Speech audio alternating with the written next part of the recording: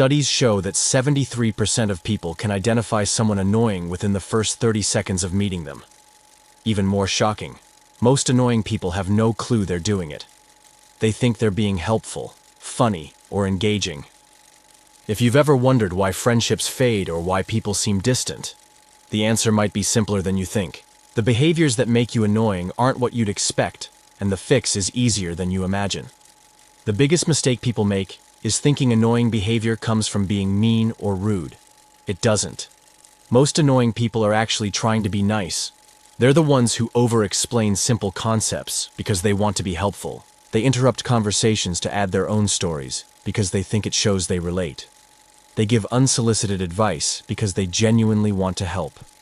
But here's the problem. Good intentions don't matter if the execution is wrong.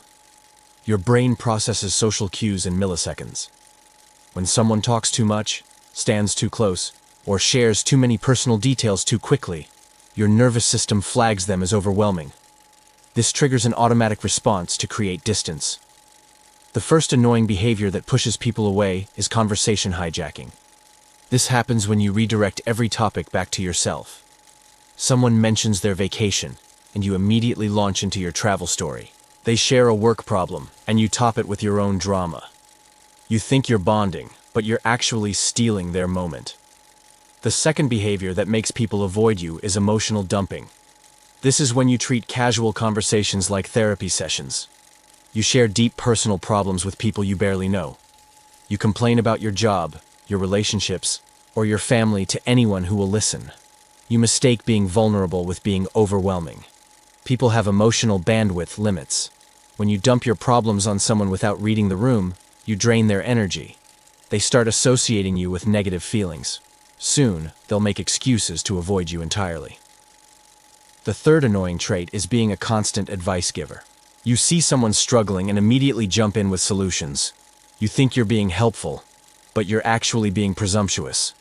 Most people don't want advice, they want to be heard. When you rush to fix their problems, you're basically saying you don't trust them to handle their own life. But here's where it gets interesting. The solution isn't to become quiet or distant. It's about understanding the psychology behind social connection. The fix starts with something called the 70-30 rule. In any conversation, you should be listening 70% of the time and talking 30%. This isn't about being passive, it's about being strategic. When people feel heard, they associate you with positive emotions.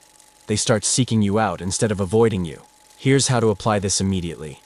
When someone tells you something, resist the urge to relate it back to yourself. Instead, ask a follow-up question. If they mention a stressful day at work, don't share your work stress. Ask them what made it particularly challenging. This simple shift makes people feel valued. The second technique is emotional matching. Pay attention to the energy someone brings to the conversation. If they're excited about something, match their enthusiasm. If they seem tired or overwhelmed, bring your energy down. Most annoying people have one emotional setting, usually too high or completely flat. Adaptable people are magnetic. The third game changer is the pause technique. Before you speak, count to 2 in your head.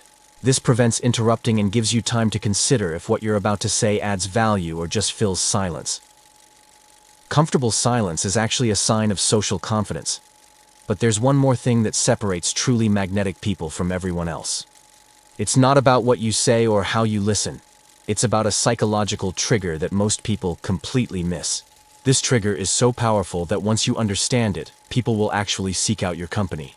They'll prioritize your invitations over others. They'll remember conversations with you weeks later. The interesting part? This trigger has nothing to do with being funny, smart, or successful. It's something anyone can master in less than 24 hours. And it's based on a cognitive bias that affects every single person you meet. What you do with this information in the next 48 hours will determine whether you become someone people genuinely enjoy being around, or whether you stay stuck in the same patterns that push people away. The choice is yours, but the window won't stay open forever.